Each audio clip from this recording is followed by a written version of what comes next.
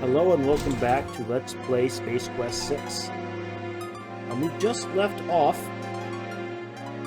after a major cutscene where Corpsman Stellar Santiago has rescued Roger from the thugs on the planet Polysorbate 60. And we've returned to the Deep Ship 86, and we're now in the medical bay to do some tests.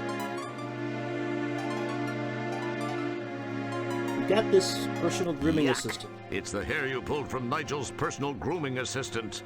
Oh, it's actually the full grooming assistant. What, was that supposed to be clever? And we need to use the DNA analyzer to see if we can figure out who these thugs are. I'm sorry, Mr. Wilco. The sequencer is for use by trained personnel only. Obviously, you don't fit that description. I'm afraid I can't allow you to use it. Come on, Jebba, be a pal. Who'll know?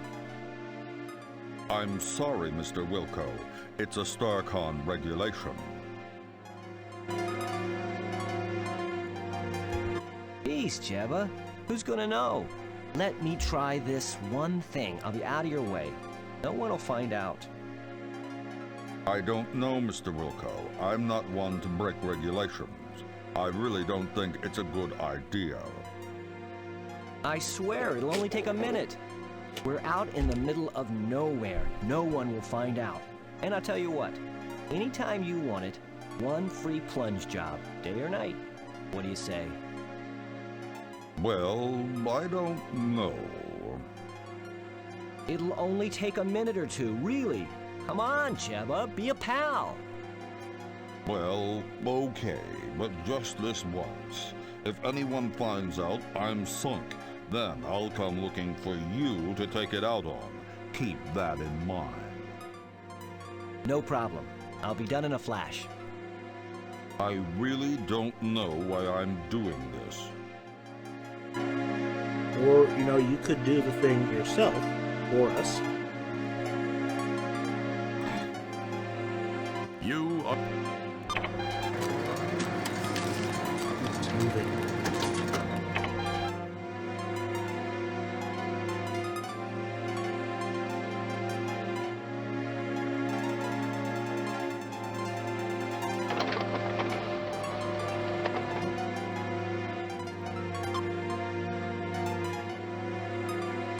That wouldn't...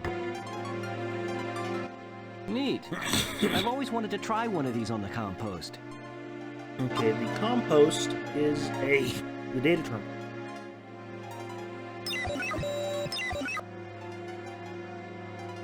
This is the DNA pattern of Nigel Ransome. File closed. What the heck's in file closed?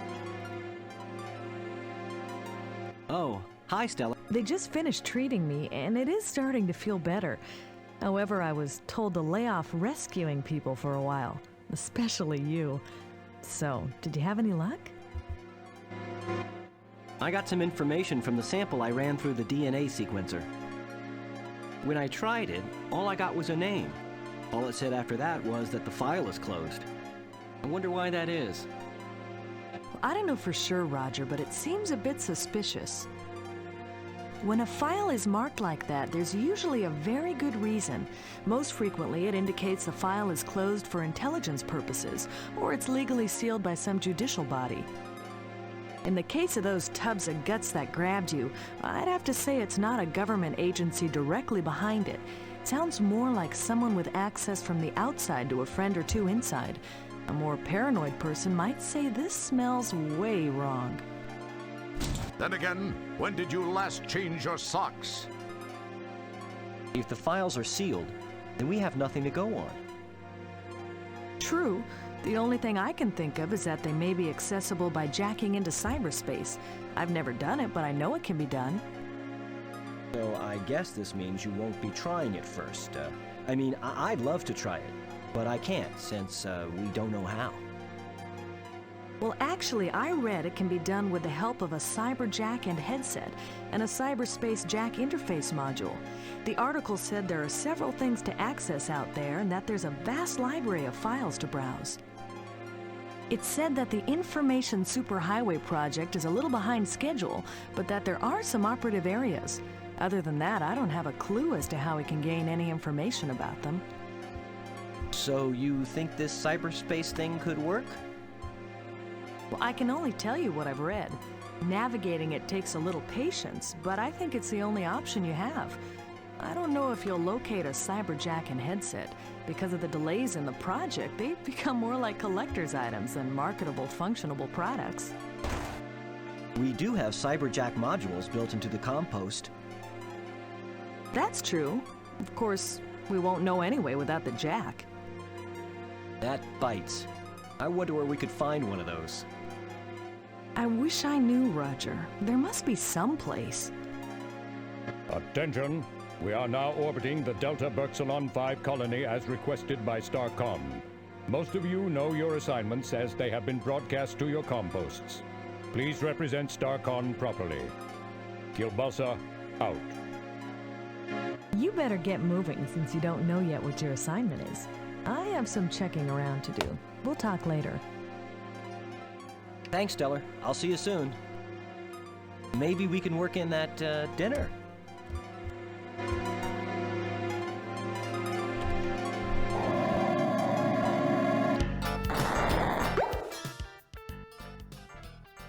Seems like Roger's the only one affected by the vacuum transport system's wardrobe malfunctions.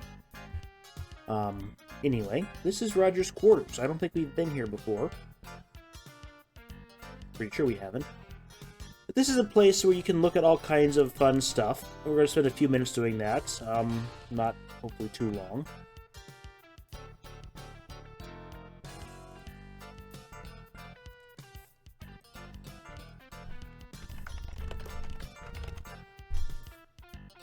You never learned how to work these controls. Don't touch that. You never learned how to work these controls. That's why you keep everything that should be in the closet scattered around the room.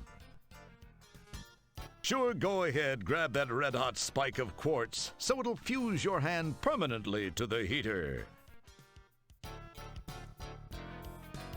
You've got a Quattro-Zebi portable quartz heater set up in here. You had tickets to see Quasar live in concrete with Beatrice.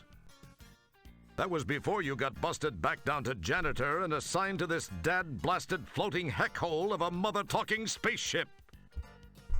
A note, this game has scrupulously avoided any rough language that would result in having to be rated as an adults-only computer or video game by the Game Censorship Board of the U.S. Senate Subcommittee. That was a big thing a couple decades ago where the moral watchdogs decided to take a crusade against video games. Your quarters are cozy and intimate, yet spacious.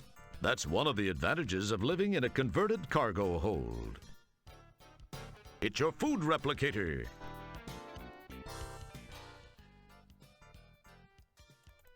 Your food replicator is a nightmare of pooled sticky stuff, dried on gunk, dents, dings, and roach droppings. In fact, the computer's self-survival circuitry cut in days ago and turned off service to your room. If only we knew who the janitor was. Maybe he'd be... Oh, wait. Feels clean for once. Once upon a time, you really meant something to me. You were a symbol of my bravery, of my importance to StarCon. Now you're just a constant reminder of the glory that once was mine. Roger, just pawn in chess game of StarCon. I did not know you could talk to that. Holy cow! It's your Golden Mop Award for your feats of daring do in Space Quest 1. It's a 4-socket recursive current subspace grounded socket, devoid of any cords, plugs, or pins.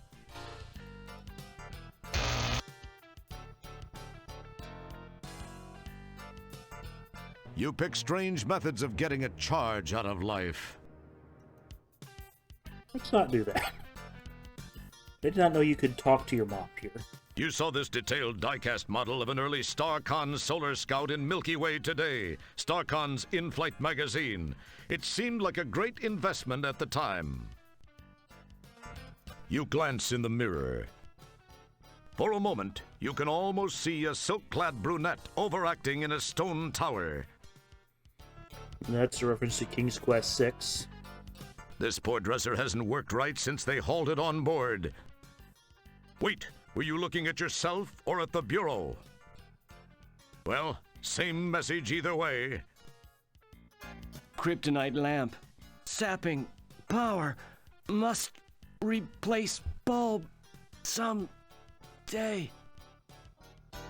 Somebody told you that Venusian mini blinds would look good in here. Then again, somebody told you that you look great under fluorescent lights. This headboard contains vital function telemetry modules, full spectrum illumination, and as the ultimate in high-tech entertainment, an 8-track player with quadraphonic sound. Boy, nothing beats being part of an advanced civilization. Don't know if that was intentional. Let's see if that audio glitches out again. This headboard, an 8-track board.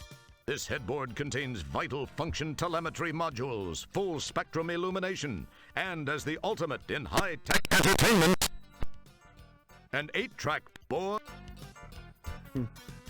That's odd, you don't remember having a second pair of pants? Maybe you've got an evil twin from a parallel universe walking around the ship naked. Sounds like fun. These are your boots. Wait a second, you're already wearing your boots. We named the game, you know, Space Quest Socks. Your quarters are... That's one. Your quarter... That... Your quart... That's one of... Your quart... That's one... Alright, this junk over here doesn't really produce any messages. Wow, it's your official employment rejection letter from Sierra Online at the end of Space Quest 3.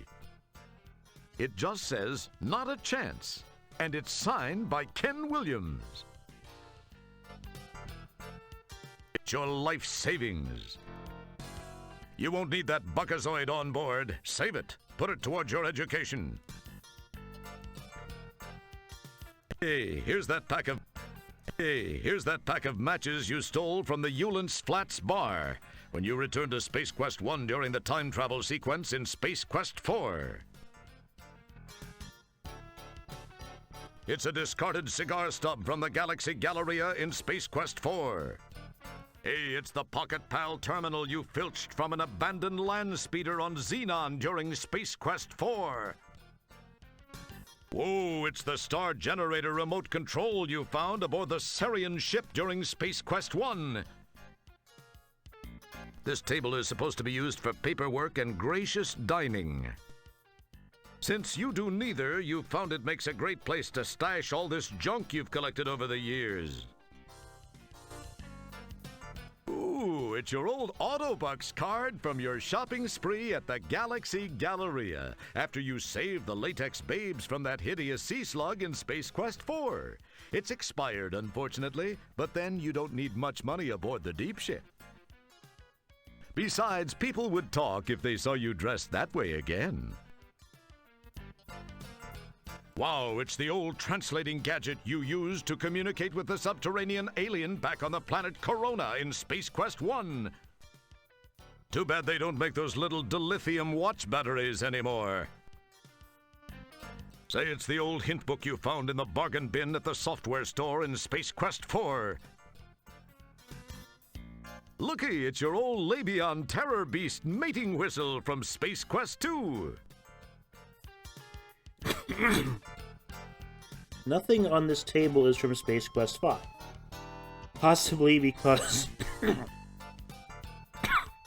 Space Quest 5 doesn't have that much in the realm of cool and memorable inventory items. But it also has they also hit the giant reset button between that game and this game and undid a lot of the progress there. So maybe they just don't like Space Quest 5. Wow, a message for me. I must be getting popular. I wonder what it is. Wilco, Commander Kilbasa here. I have a special assignment for you. A crew person of special skills is required on Delta Berxilon 5. In the spirit of StarCon cooperation, we have decided to offer them your assistance. Transport there immediately. Kilbasa out.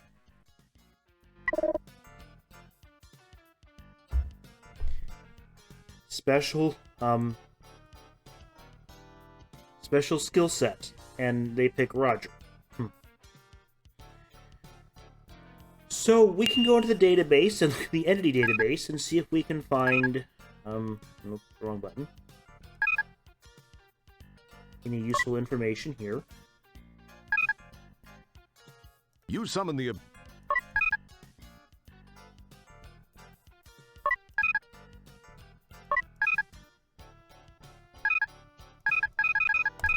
Alright, I believe we'll be back here later on, so... Basically, if we look at,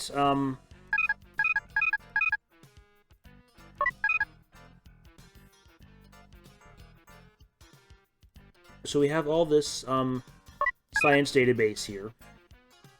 Actually, it's not the science database, it's the entity database with known races. There's a whole bunch of reading material here for a whole bunch of known races. And a lot of the stuff is not relevant to this game. Some of it's callbacks to previous games in the series. But there is some useful stuff here. I'm not going to read the whole thing at this point. That may become a separate video later. In fact, let me save the game here.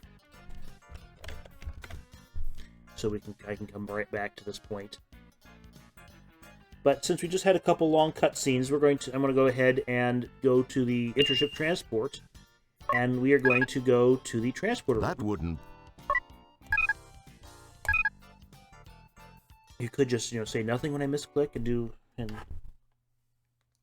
but no, you have to say something.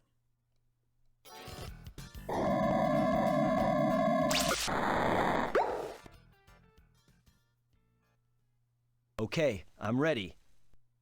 Hope this works better Energize. than last time.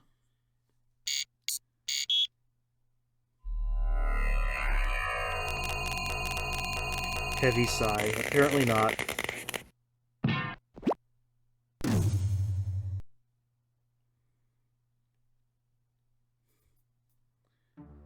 Commander Kielbasa and that other guy look like they're just finishing up a conversation. Janitor Wilco, Dr. Bellows and I were just talking about you. Please report to Sharpei's quarters, Janitor Wilco. She is in need of someone with your special skill set. Be quick about it. Yes, sir. Special skill set, Roger Wilco. And we don't get a chance to look around in the lab. We know this is Laboratory A. There's also a lot of funny messages from looking at and handling everything about this thing here. But since we're kind of trapped between cutscenes, we're going to skip that for now. We'll come back to this area later. And we'll just get on with the gameplay. That's one of the problems with these later adventure games, in my opinion, is there's too many cutscenes.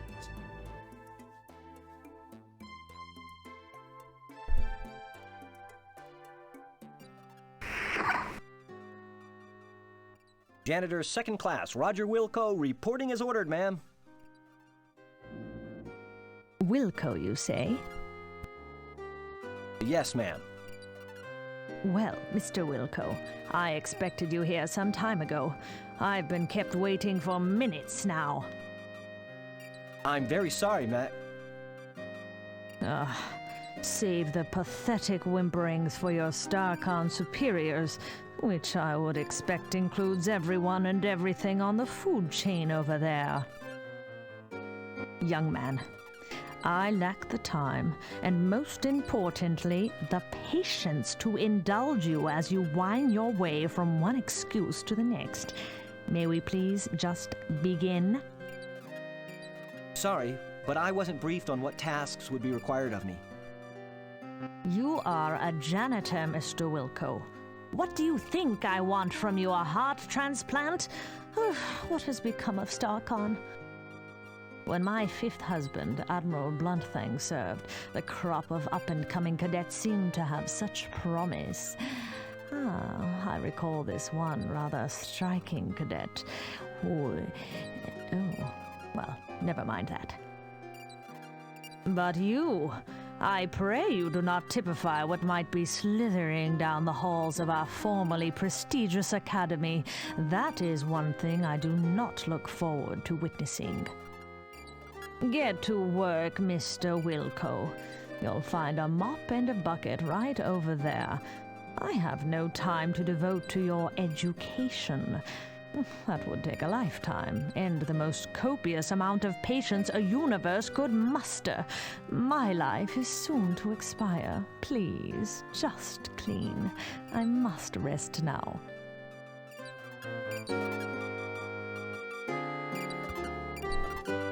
What a troll.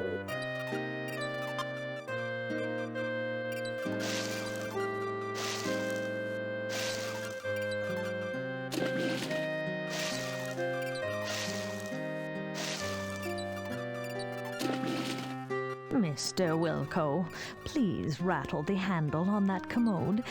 It is positively maddening. You got it, right away, ma'am. Whatever I can do. Please do it, and quietly. I must have my rest.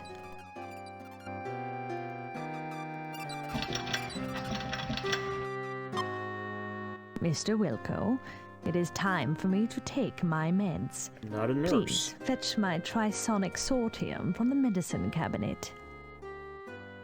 Yes, ma'am. Maybe I can get this old hag to overdose. What was that, janitor? Nothing, ma'am. I'll get those for you right away.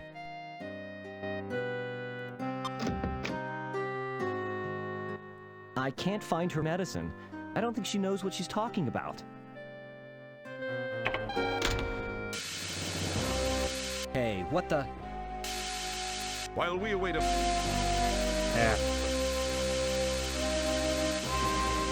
Hey, what the? While we await a fully formed thought from Roger, it should be mentioned that there seems to be some sort of gas entering the room through the left vent. Hey, there seems to be some sort of gas entering the room through the left vent. So I we've seem to be heard. in a world of deep... Ah, jeez, the door! You realize your strength alone will be no match for the mechanized door.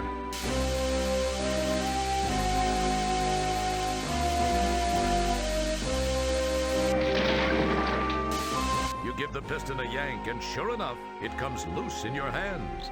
Perhaps it was your raw strength. More than likely, it was defective.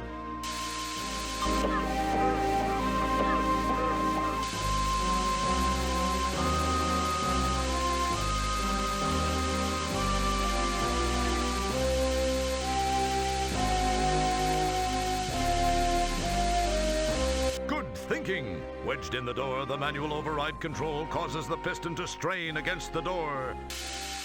It pushes a few inches and seems to strain at that point.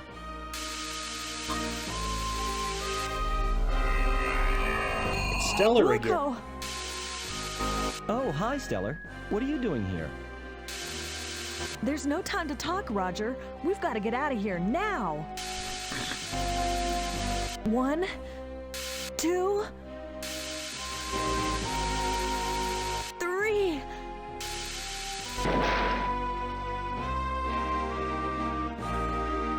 Just as you crash to the floor of the turbo shaft, the hydro riser piston gives way, and the door slams shut, with Stellar still trapped inside.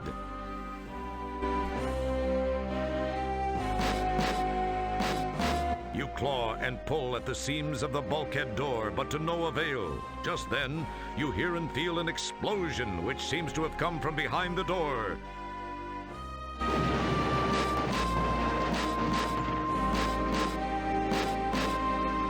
The door is sealed tight.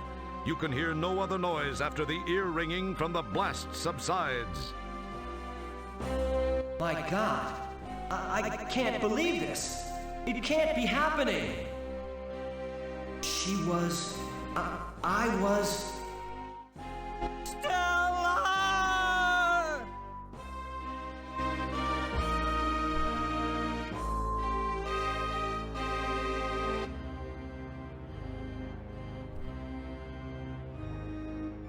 It's hard to believe that this is the Hollow Suite. The setting is much like the graphics you've scanned in the library from those planets more interesting in their climatic diversity. From the scenic jutting peaks, soft hills, and lake in the conjured distance to the lush pixelized growth of trees, flowers, and grass in the foreground, the holodeck has that sublime park-like perfection. Unfortunately, its serene beauty is sadly negated by the headstones and the solemn event about to occur, the laying to rest of your rescuer and true friend, Stellar Santiago. You are feeling as you have never felt before, perhaps helped along by the relatively short stints aboard the various ships, as well as all too brief friendships. You've been spared the emotional devastation of true loss by lack of attachment. This, however, is a different feeling. Far different from anything you've ever experienced. You can't help but wonder how you'd act towards Stellar given a second chance. But you know that can never happen. She gave her life for you, and you will never be able to thank her. Enough smarm already. Let's funeral! Ladies and/or gentlemen, we assemble here today to honor the memory of a former crewmate, Lieutenant First Class Stellar Santiago. Her unfortunate death takes place in the shadow of a new community, the dawning of a new life for the aged of our galaxy. Although death is never easy to accept, we must remember that the tragic accident which took her from our midst occurred while she was on duty. If a member of StarCon must perish for some reason, there is no more honorable way. It is part of the oath we recite and take to heart when we pledge our allegiance. I believe her friend, Janitor Second Class Roger Wilco, has a few words he'd like to say. Mr. Wilco?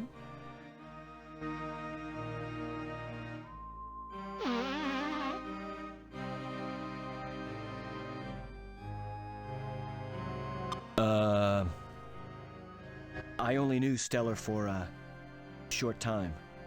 I wish I, could have gotten to know her much better. To have had a deeper understanding of this, person. I was proud to have called friend. Of my friend, I can only say this. Of all the souls I have encountered in my cleaning, hers were the most scuff-resistant.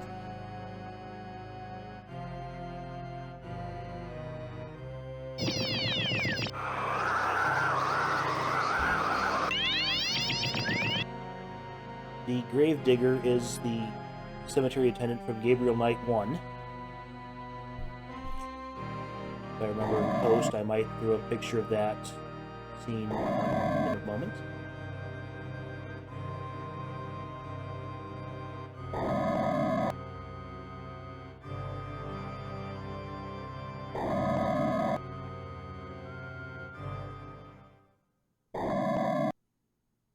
All right. And that's it for this episode. Tune in next time as we figure out what we're going to do from here. Thanks for watching.